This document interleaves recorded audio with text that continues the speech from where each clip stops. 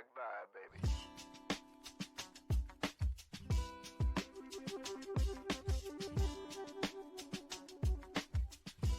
Welcome to the Cup of Joe Show, where we explore the journey of recovery from alcohol and drug addiction. One story, one conversation, and one step at a time.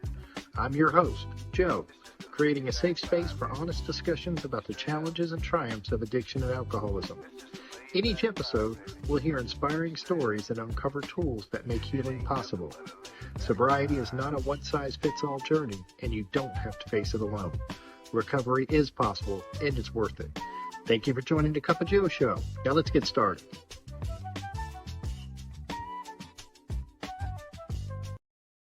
Hey everybody, welcome back to the Cup of Joe Show.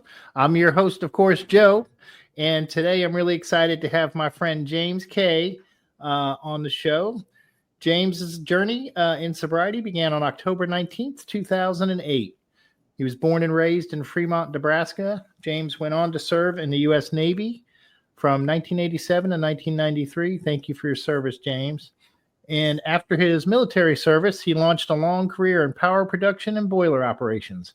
Married since 1990, James and his wife have two adult children, Tyler and Michaela, and are proud grandparents to 3-year-old Ronan.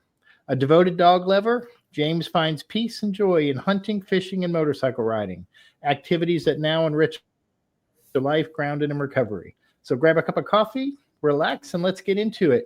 James, how you doing today? I'm good, man. How are you? I'm doing pretty good. Thank you so much for joining us. So tell me, what was it like growing up, James? I grew up in a relatively small town outside of Omaha, Nebraska. When I was growing up, it was probably 20,000 people. The major producer or employer in the town was Hormel.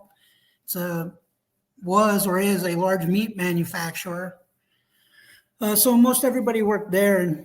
And if you didn't work there, you were a city employee. And then there was a bunch of smaller businesses and whatnot that make up the community of a small town. And so my dad worked, he was a grain commodity. He ran, like as you're driving down the freeways and the highways and you see them big grain elevators along the roadside and railroad tracks, that's what my pops did. He was a commodities mover. He would load, unload, and ship grain across the country. My mom, she was actually for the lack of a better term, a social services director for an old folks retirement home. And that's what my folks did for their entire careers, you know. My family's grounded in farming and ranching. And so when we had downtime and stuff like that, and in the summer times, the kids would be shipped off to the farm and we'd help the grandparents and do those things that, you know, we really didn't want to do. But in the end, we enjoyed doing, getting to spend time with our grandparents and you know, being a kid basically. So in my hometown, as I grew up, you know, I lived down the street from the elementary school. So we walked back and forth, summer, winter, and rain. The high school, the junior high, you know, it was a little further. So sometimes we'd get a ride depending upon the convenience of our parents' travels. And so we did a lot of riding and a lot of biking, a lot of self-transportation, if you will, to get around when we were younger. And, you know, things were a little awkward because when I got to junior high, I saw some kids had like the Jordache, the Nike, you know, all the brand name stuff. And my parents, they couldn't afford all that stuff. You know, we were well-dressed and well-kept and well-taken care of, but we didn't have those top-end brand names in our closets. It's always a little awkward for us. And, you know, I don't know if that's your experience, but my experience is that's kind of the filtering point of like who you associate with. And, you know, you kind of find your roots and you find your people early on, so to speak, you know. And that's what I did. I wasn't a really athletic kid. I played basketball. I played football.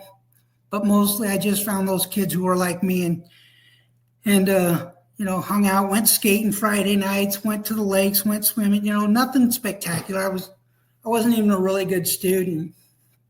But Yeah, that's how my life was early on. And basically we posseed up with the kids in the neighborhood, and you'd play baseball and like summer activities when you were at home. And that's pretty much how my life went when I was a kid, riding bikes and all that kinds of stuff.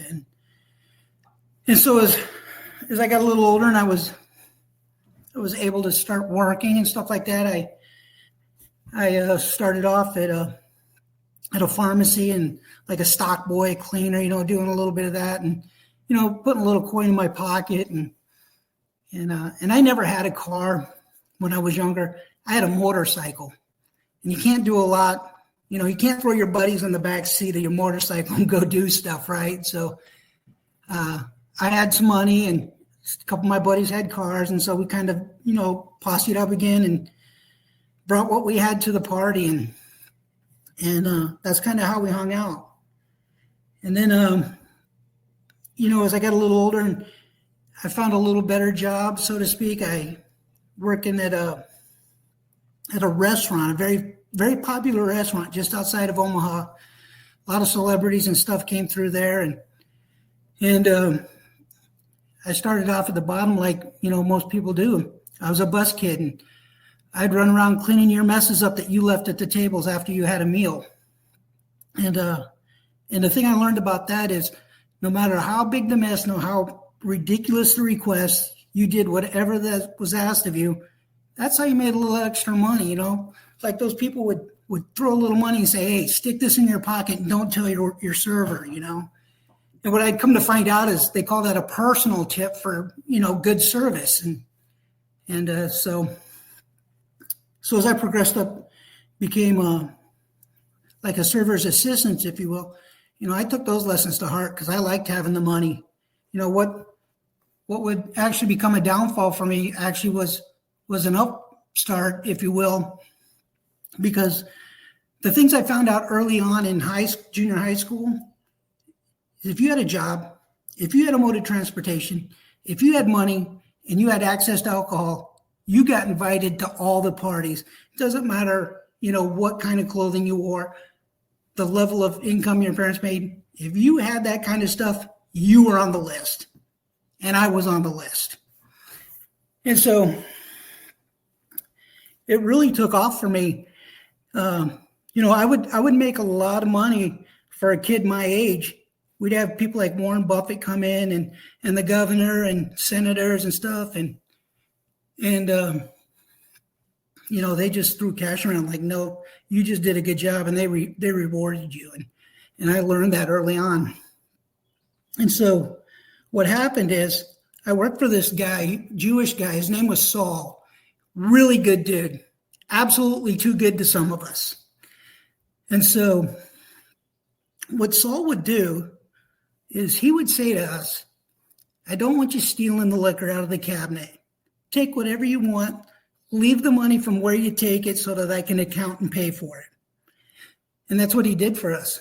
And, that's kind of where my real drinking kind of started to take off is I didn't have to stand at the corner and say, hey, mister, if I give you this money, you can have half of it. Would you buy? I would just get what I wanted when I was at work and take it home with me. And so, that's kind of how that went. And like I said, when I had access to all those things, I didn't have a problem with friends. Not that they were my friends, but like I said, I still got invited to all the gatherings. And I knew why. There was no fallacy about it. I knew why I was getting invited. I didn't care, And so that thing just kind of like, it grew for me. When I turned 16, the owner's wife, she turned out to be one of us. And what happened is she would call me on like Fridays and Saturdays when I didn't have school or on the weekend. And she'd say, hey, I need to go to Omaha. I need a driver, because by this point she had lost her license for an extended period of time. And I had built that relationship with her. And she's like, can you take me? I'm like, yeah, Dottie, I'll take you to Omaha, whatever. And so what would happen is I would drive her unbeknownst, she told me she had some appointments. She called them appointments, but what I was actually doing is I was driving her to Alcoholics Anonymous meetings in Omaha because she thought that nobody knew that she had a problem, and when you live in a small town, everybody knows your business. So, but she wasn't fooling anybody.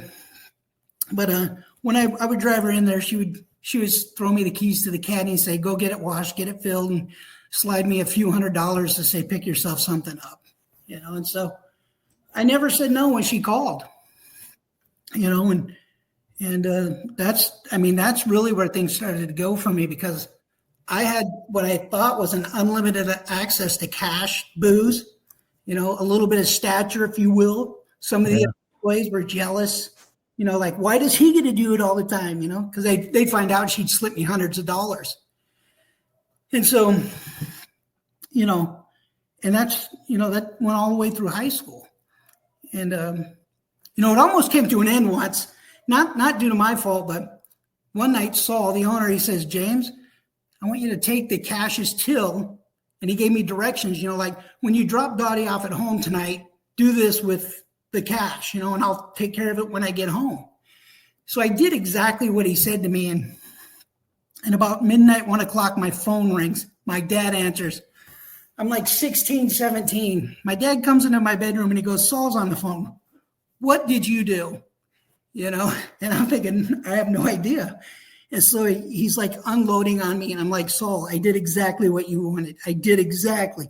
Unbeknownst to me, while I was stashing the cash in a hiding spot in the garage, Dottie had seen what I was doing. And in her drunken state came out and got it and moved it. And then in the morning, she didn't remember doing it. And so Saul's freaking out because we're talking $30,000, $40,000. And so that was like, he come to realize that was not my fault. And, that didn't have anything to do on me. That was Dottie. And so I got to keep doing it, until I got out of high school.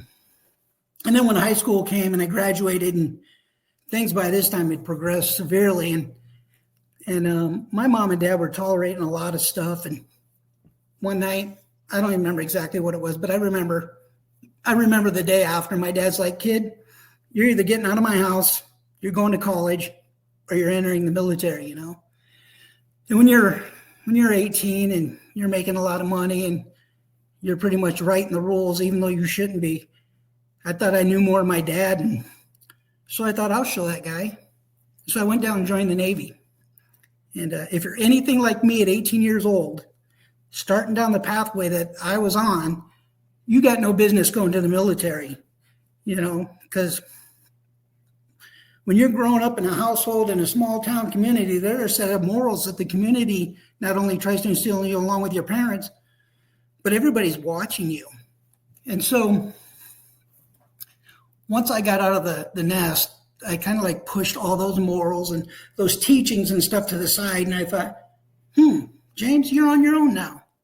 You're making your own money. You're making your way in the world. You make the rules. And so I did.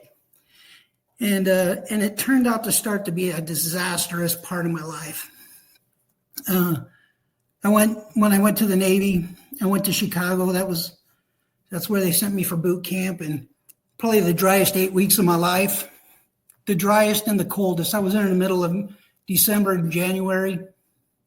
And so once I got out, I got shipped to what's called a C school, or an A school. That's where they start to train you your craft before they send you to the fleet. And I met those guys, and I didn't even know who those guys were, And like, we're going to class, and I'm like delving into it. I'm doing the best I can, and then I find out there are guys like me who had the same experiences as me before they came to the military.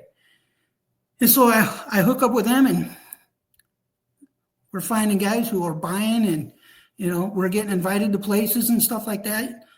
Weirdest thing ever happened to me was walked into a hotel one night. Friday night after classes had ended, and the bathtub full of ice, booze, liquor, must have been $1,000 worth of stuff in there. And they're like, hey, man, feel free. And so, that's the kind of shit that we were doing, kind of stuff we were doing. And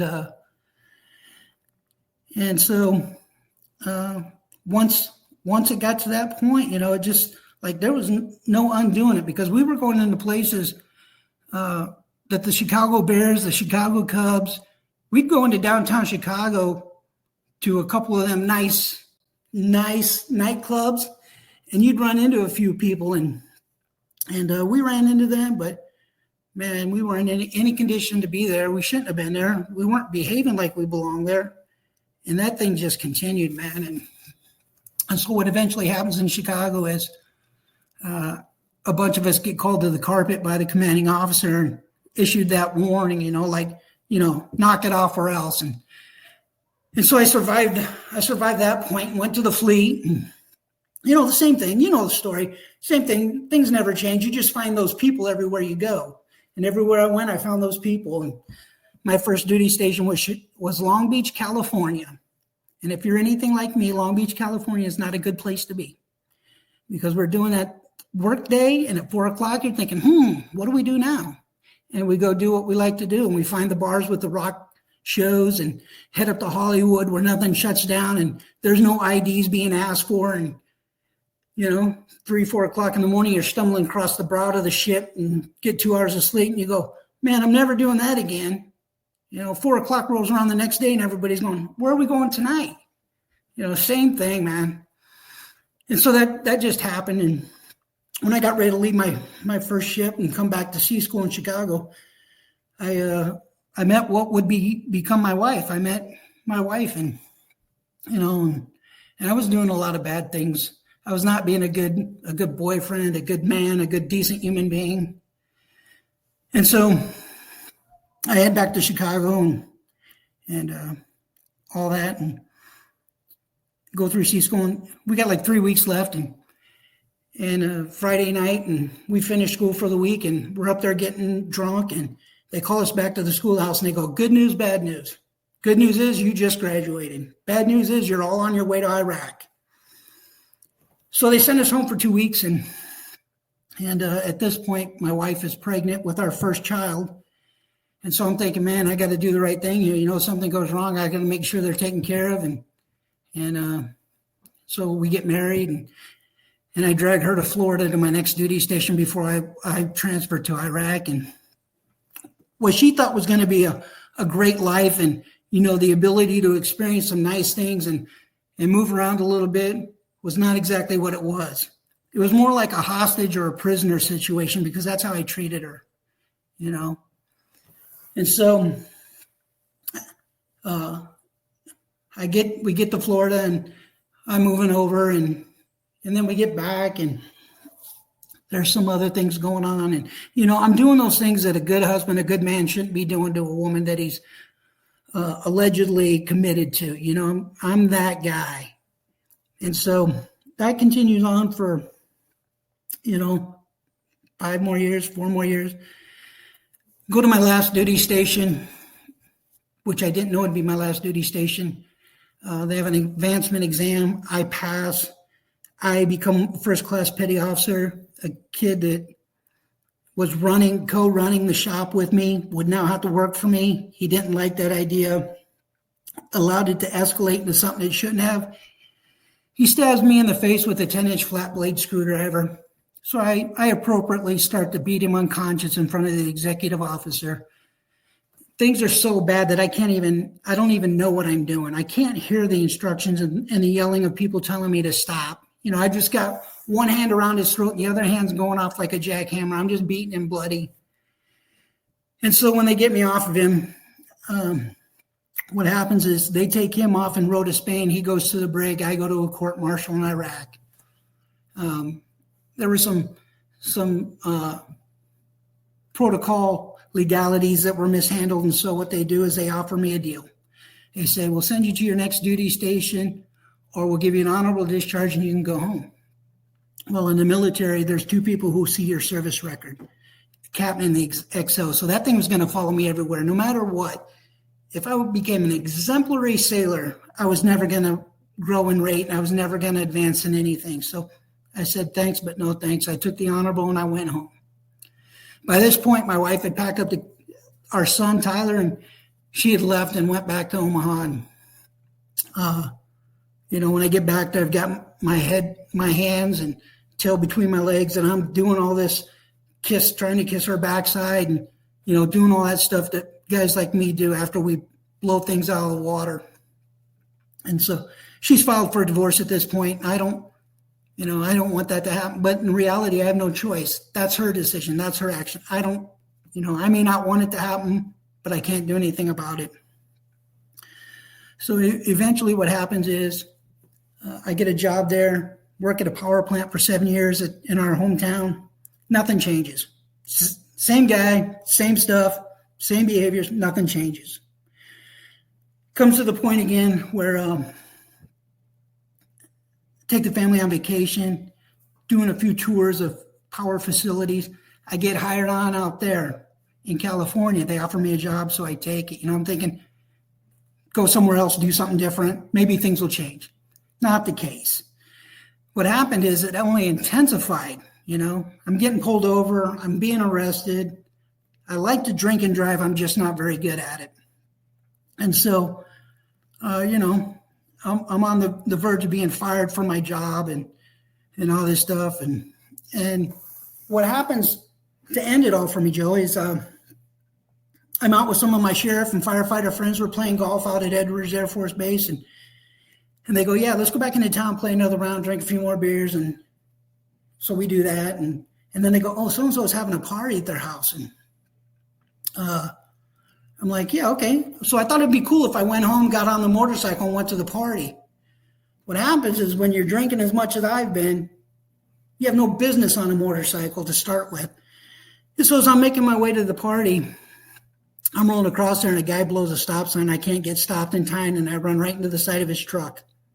Motorcycle comes around, snaps my leg in half. I'm so drunk, I don't even know it. I get off the bike, put the kickstand down, and tell everybody don't call the cops. Then I start doing what I always do. It's trying to barter my way out of things. Sadly for me, fortunately for me, actually, somebody had already called the cops and they were on their way. And so he gets there, and what would be the last time, and I hope and pray for the last time, I'm arrested for drinking and driving. And so as they're loading me into the ambulance, he gives me a nice set of silver bracelets, and he said, I'll see you at the hospital. He kept his word. He showed up. And so when he shows up, what I do is I go back into doing what James does, and that's I try to talk my way out of it. Can you imagine that? Trying to talk a cop out of not arresting me for drinking and driving. Like, how insane is that? And so I get arrested. And the bizarre thing happened, this is kind of like a turning point for me. This is where things really started to change. In a way, is I'm listening to this conversation with him and his command officer, and the command officer is like, no, you take him to jail, you book him, you take him to jail, you drive him to Men's Central yourself, and I'm hearing this come across the phone because he's standing right next to my hospital bed. And what he does is he says, no, I'm going to cite him and I'm going to let him go home. By the time I get out of the hospital that morning, I've got a cast on one leg, I'm on crutches, and I'm doped up. Because they're trying to preempt the pain that I'm going to feel once I sober up, And then I didn't know this at the time, but what he had done is he'd called my wife, and he's like, I called your wife, she'll be here shortly. And in that moment where he was trying to tell his command duty officer he wasn't going to take me to jail, I said, now you have to, because jail's going to be the safest place for me. And when Denise got to the hospital, she was none too happy. Wasn't a single word spoke when we got home. She had just made a makeshift bed in the office for me, and that's why I slept for 4 days. And during those 4 days, I had no idea what I was going to do. I'd run the gamut. I'd done it all. I'd been it all.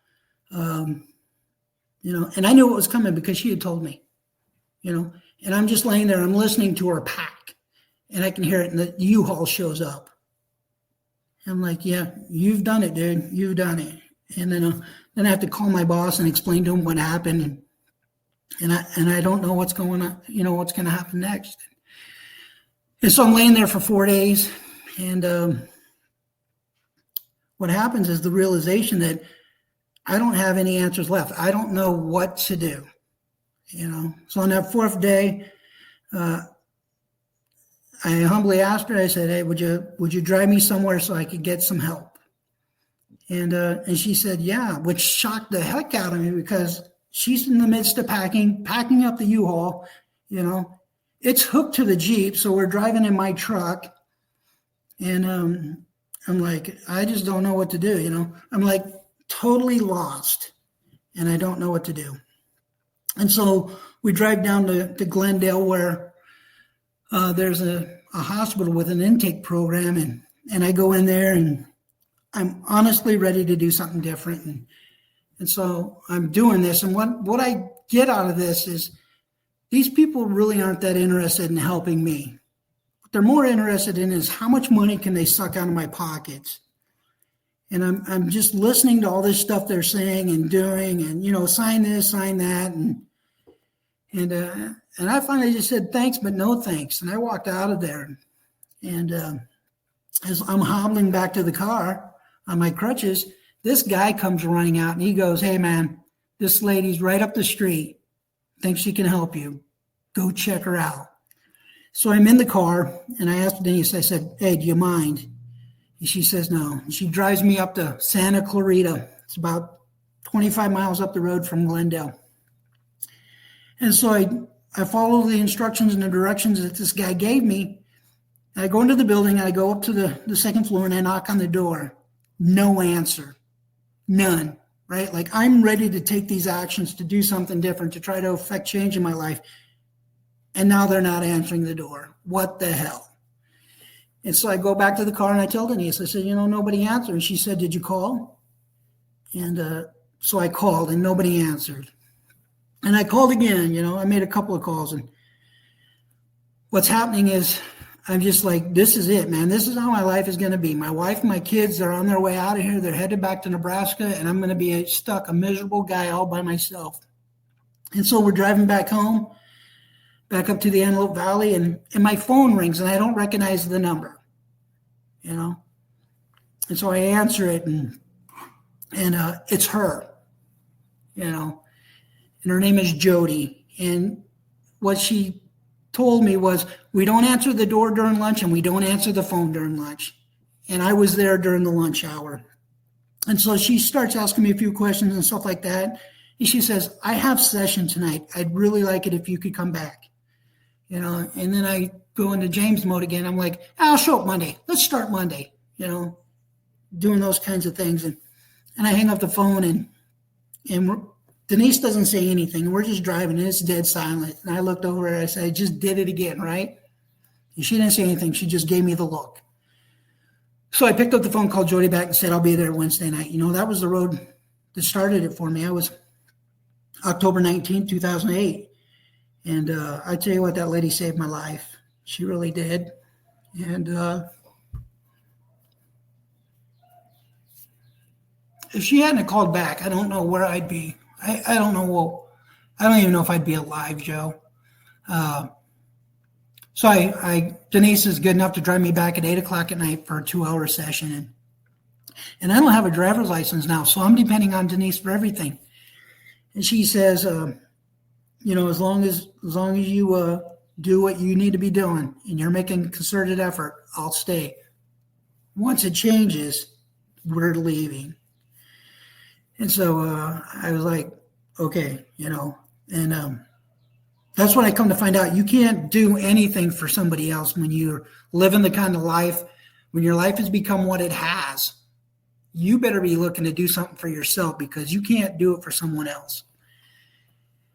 And what happened is I start to realize that Jody runs a program. It's a rehab, but it's 12-step based. It's none of this psychobabble bullshit that BS, sorry, Joe, that we hear a lot of in Alcoholics Anonymous today, and everything was coming straight out of the book, the literature, the pamphlets, everything.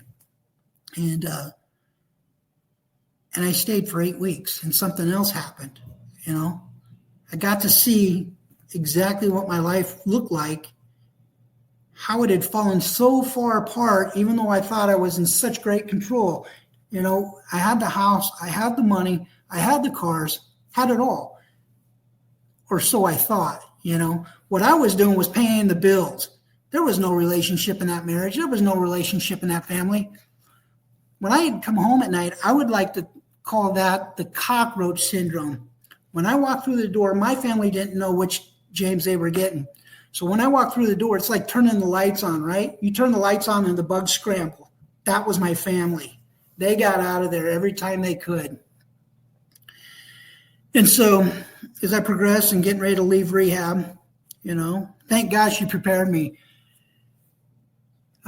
Towards the end there, I was being very dishonest with her, and I was saying I was doing some things that I wasn't, and one of those was establishing a home group and making contact with the sponsor, getting connected so that when I left her program that I'd have something to continue my journey on, so that I'd have to go back living the way that I was living. And she knew when you lie to somebody who's got 35 years of sobriety, they know everybody, they've heard all the nonsense. You better have a good game. And I didn't have a good game. And what she says to me is, she wrote it on a piece of paper. She wrote this guy's name, Mark.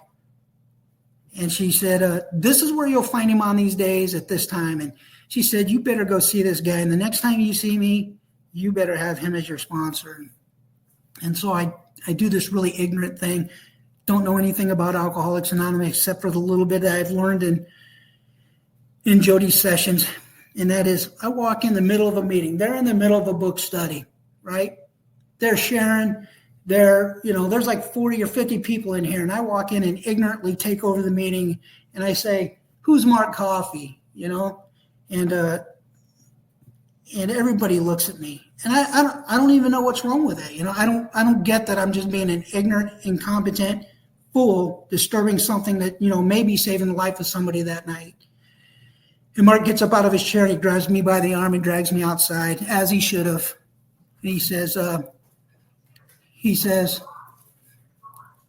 this is a meeting of Alcoholics Anonymous. What are you doing?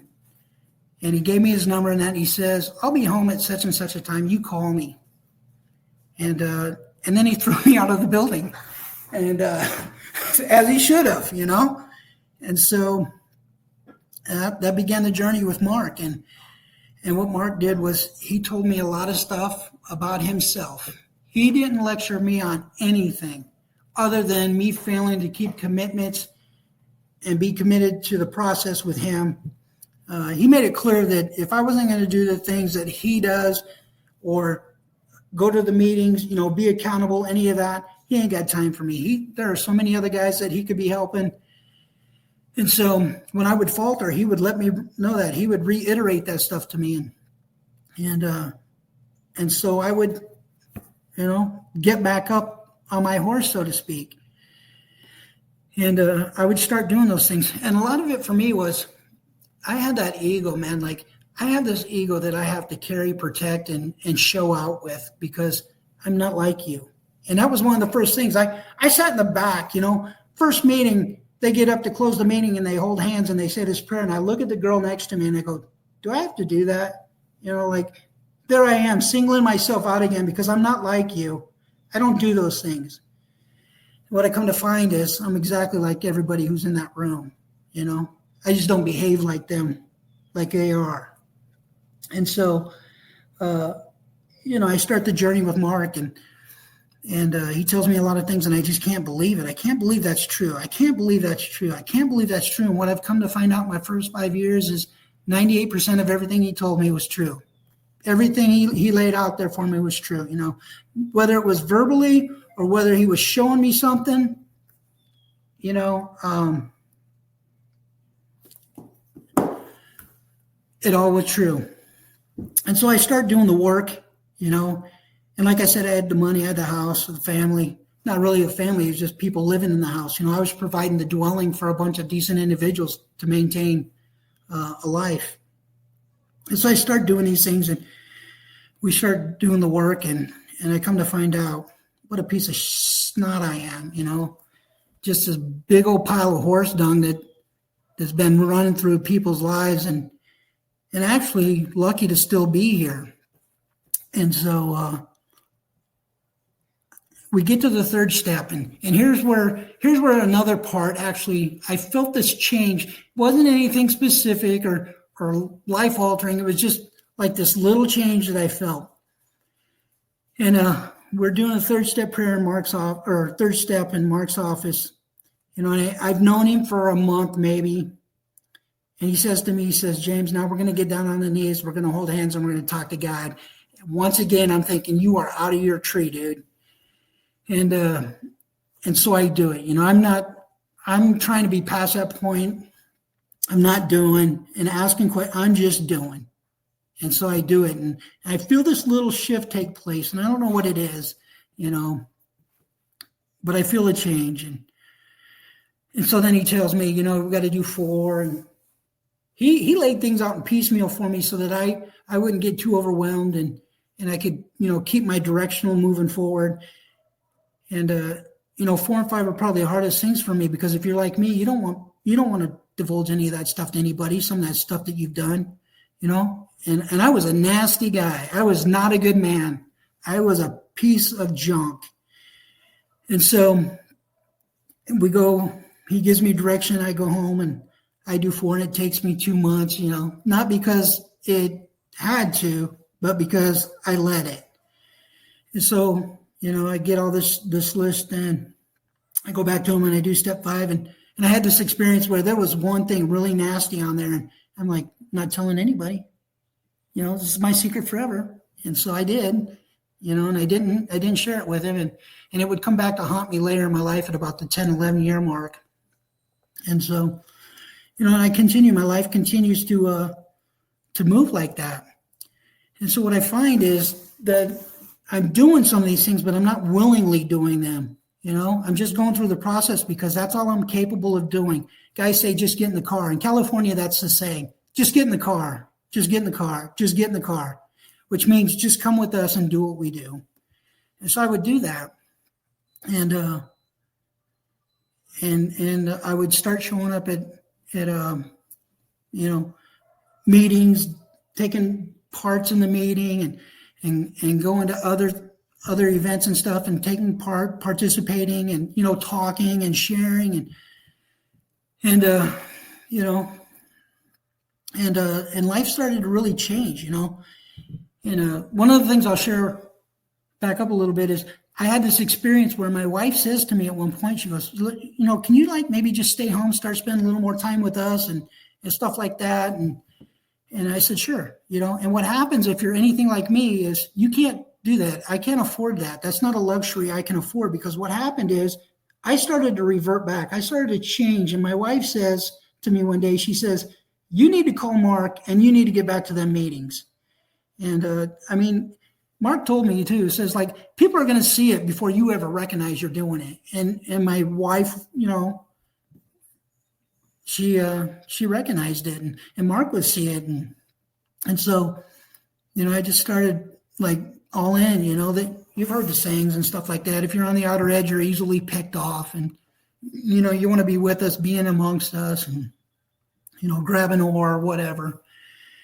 And so that's what I did. And I didn't always do it perfect but I always did. And I could tell when things started to go a little south for me, I'd have to run back and maybe make an amends or, own up to something that I did that I didn't recognize or do that I didn't want to, own up to. And I'd have to set some things straight, not for the sake of those I've offended, but for my own. And so, things really got good. About the 10-year mark, man, things started to change for me a little bit. I started to see some things that weren't happening, and I let some things get in there.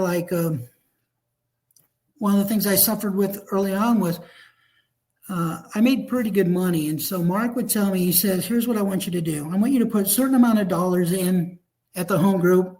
And then every meeting you go to, you put this much money in. And what I was seeing is people show up and take from the meeting and not contribute back in any shape, form, or whatever. I would see people walk in with a $10 pack of cigarettes and an $8 drink, and the basket would come around and nothing would go by. And I would let that build a resentment. And about the 10, 11 year mark, I it just festered and it came to a head. And I had to go back to Mark and I had to tell him, because I had started sliding a little bit. I had to tell him what was going on, And what happened is he says to me, yeah, but that's none of your business what they're doing. You do what you're supposed to be doing so that you don't have to go back to being the James of old. And trust me, if you're anything like me, that's not an easy pill to swallow. Although it is the truth, it's just not easy, because I'm doing it. Why aren't you? You know what I mean? And so I struggle with some things like that and just some growing pains, if you will, and so I moved on and I just continued to do the things, be active, participate, and what happened is I found myself not even indulging in the thought of what my life used to be like. I found this new way of life, which is really kind of strange because on Mark's car, he had a Prestige plate. It was designed for living, which comes out of the big book. And that was another lesson that he taught me. This is the way that we design our life to live, so we don't have to live like we used to. And so I started doing all those things, and I see my life changing. I see things start to change even more. And now I'm doing things without thinking about it. I'm just doing it as a principal way of trying to live my life, trying to be a better father, a better husband, just a better individual overall, a better coworker. And what things are like today, man, it's a 180 from what I used to be. Here's how Alcoholics Anonymous has worked in my life. When I got back to work, everybody knew. And at about, 5-year mark or that, I had management coming to me asking me, what's happened? They were seeing it. I wasn't saying anything, but they were seeing this change in me at work, and they wanted to know what was happening because they wanted to send me for a piss test. And I'm like, nothing like that, And so I had to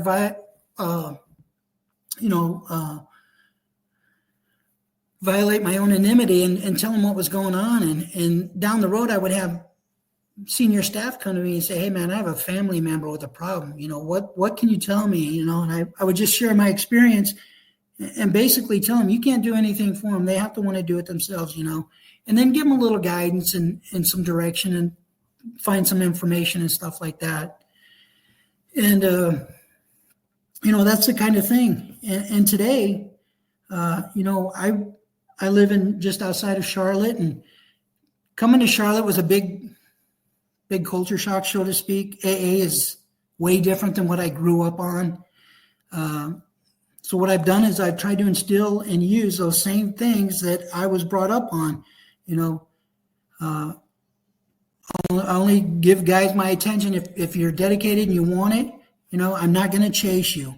You have to want it for yourself. I have a family member right now who was a cop in a small town, and he has lost his job over the drink, and he's headed down the road that I was. And I keep telling him, you guys can't do anything for it until he wants it for himself, so just leave him alone. He's got to want it for himself. And that's what I tell the guys here too. And so when we're at meetings or whatever, events and stuff like that, and I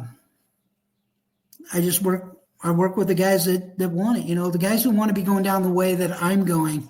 If you're looking to get down that same path, I'm all in, but I'm not going to just waste my time if you're not. I could be helping somebody else or doing something else for Alcoholics Anonymous. I have a set group of meetings that I attend here.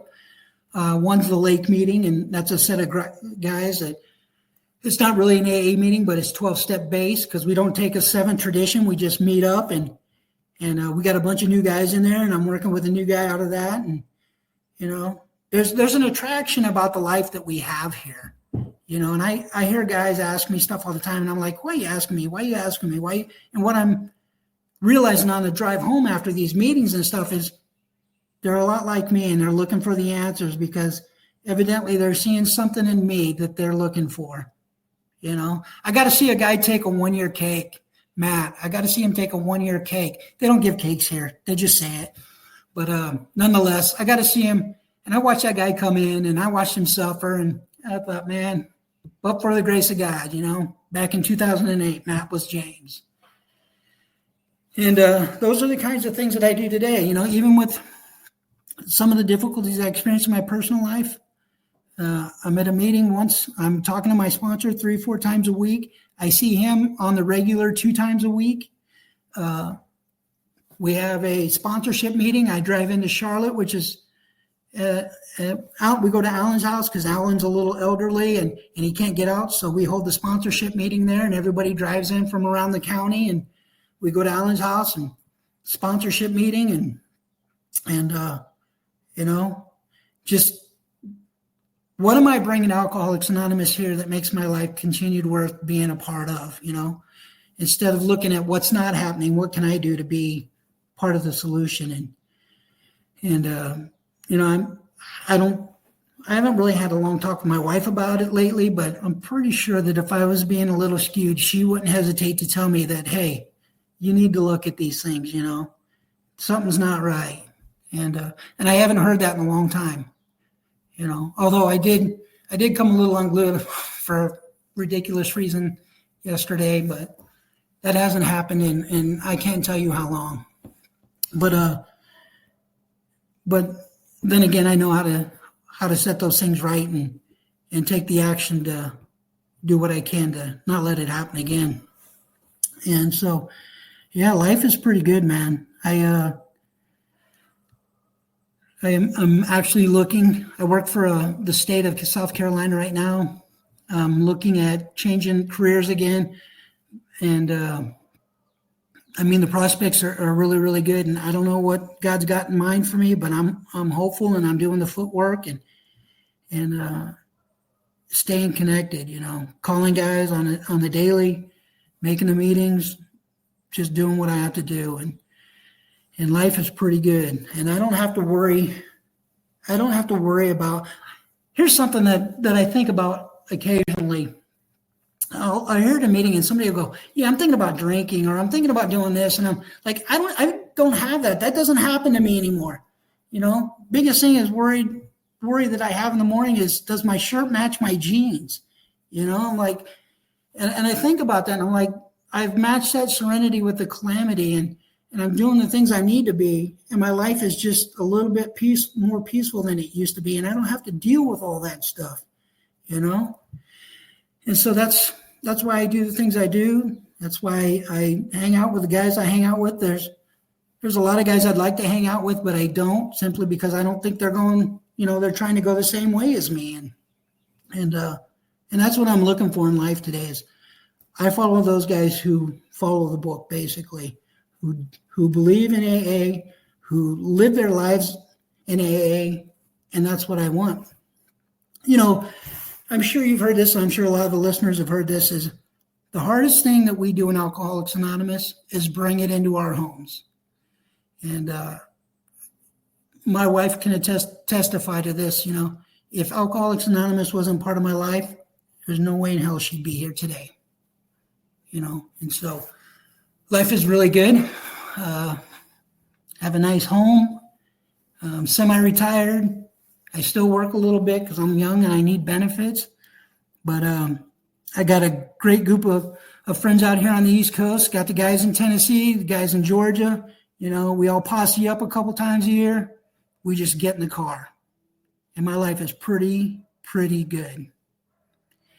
And so unless you got a few questions or something you want to ask me specifically, that's pretty much what I got. Of course I do, James. Hey, first let me say I appreciate you, and I think you're helping people, you know, and I think this will help people. What's a day like for you? Like when you wake up and you go through your day, like what's your recovery day? Let's say what do you do to manage your recovery, like on a daily basis? Denise and I will, at nighttime, we'll usually have a little chat. My wife's got her own little thing. When I wake up in the morning, the last thing I do before I leave the house, I picked this up from a guy that I admire the heck out of. He's no longer with us, Johnny Harris. He's gone on to the big meeting in the sky. But I heard him say one time is he asked God not to let me walk out the door and get into something he can't get us out of. And that's what I do. When I'm leaving the parking lot for the day or the driveway for the day, I just run that through my mind. I've got a non-conference piece of literature that I read, and I just say a few prayers and talk to God on my way. I'm a full-time student, so Monday through Friday I'm going to class, and I have a thumb drive in my car with a bunch of AA speakers, and I'll listen to a little bit and turn it off and just try to be present. And then, I'm making a meeting depending on the day and the time and where I'm at. And then at night, I just kind of go through my own head and review my day and see where I screwed up and what I need to do to set it right. Nothing extravagant, man.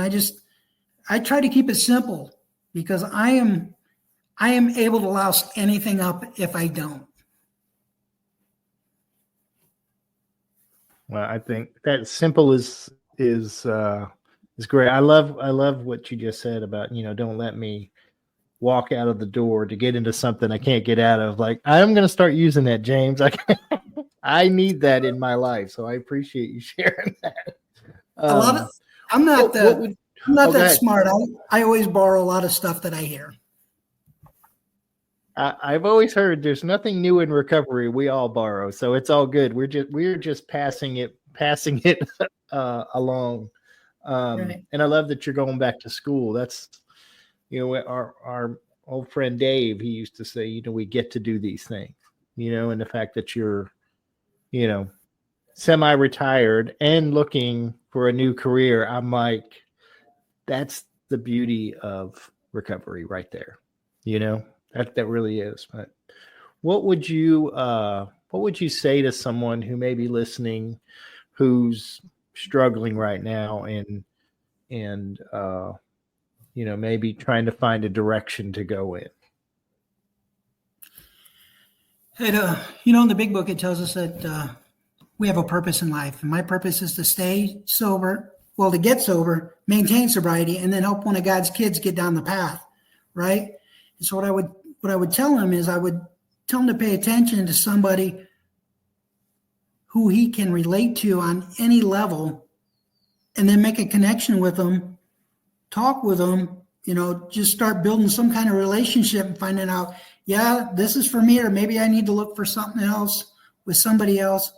Just start trying to identify and because I can tell you, Joe, you can't sit in the back of the meetings and go, I'm not like you. I'm not like you. I haven't done that, because that will keep you separated and miserable. I know.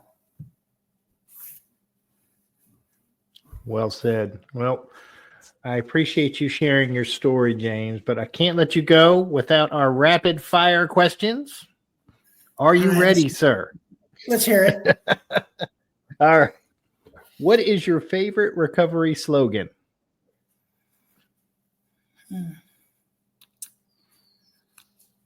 Oh, man, I don't even think I have one. I don't know if I have a slogan, but I have a favorite passage out of the big book. And my favorite passage out of the big book is chapter 4, We Agnostics, the first 2 paragraphs of the chapter. So if that qualifies, that's it. That qualifies. Fair enough. All right. Now this one's going to be harder then. What is your least favorite recovery slogan? I hate to say, I hate hearing keep coming back, or meeting makers make it, because that's not really the case for me. Just because you go to a meeting doesn't mean you're going to make it. A meeting maker is somebody, in my opinion, who shows up for the meeting, active in a meeting, takes part, is present, just doesn't show up and take, So that's kind of like the thing for me is I don't know. That's it. Keep coming back. That's it. Fair enough. What do you think is your sobriety superpower? I don't have one. I would say my willingness to never say no. Recently we went camping up here in the North Carolina mountains where that storm rolled through. Mm-hmm. And every time I, was getting ready to go do something for myself, somebody said something. So I said, yes, yes, yes, yes. Just yes. That's what I do. I just say yes. If you could say one thing to your former self, what would it be? What took you so long to get here? What song do you play to lift your spirits when you need a boost? Anything hair band from the 80s. Anything. If you could grant yourself one wish to help with your recovery, what would it be?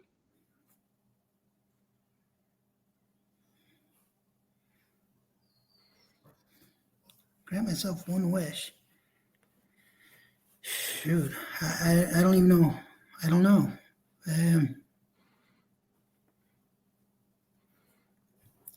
Because in the literature, it tells us we're not to ask for anything for ourselves unless somebody else will be helped. So I guess if I ask for something, that would be it, is that somebody else would benefit from it as much as I, or even more. Nice. What step do you love the most?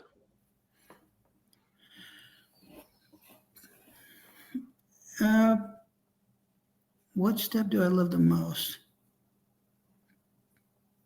I'm going to say step 4. And the reason I say that is because it makes me look at all my past, be accountable for it, and prepares me to go out and make things right.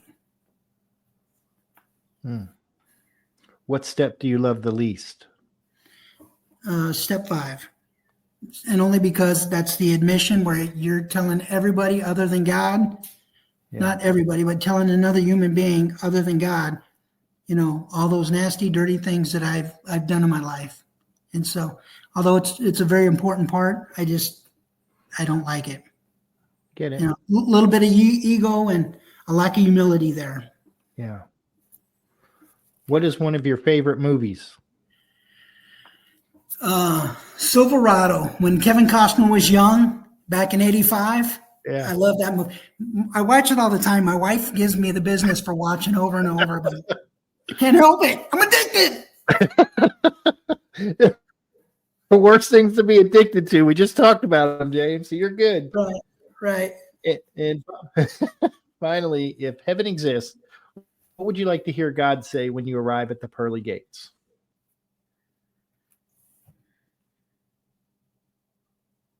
Man, God, that is. Well, I'd like for him to, welcome me in and maybe, I don't know, say, well done, my trusted servant. Because he knows what I used to be like. He knows what I'm like now. And he knows what I'm trying to be like in the future. Yeah. So I would say that would probably be something that I'd appreciate hearing. Yeah.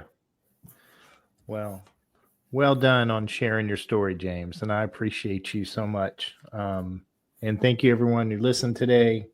We have a new episode. It's released every Thursday at noon. You can listen to the show in your favorite podcast apps.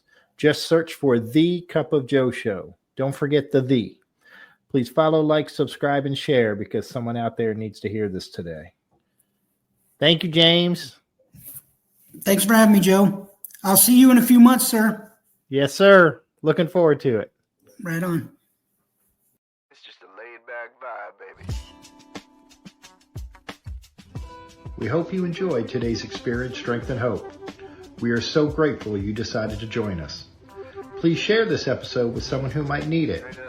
Also, don't forget to like and subscribe. Remember, no matter where you are in your recovery journey, you are not alone. Reach up and reach out to someone. Please do not suffer in silence. Until next time, let's take it 1 minute, 1 hour, and 1 day at a time. Thanks for listening to The Cup of Joe Show.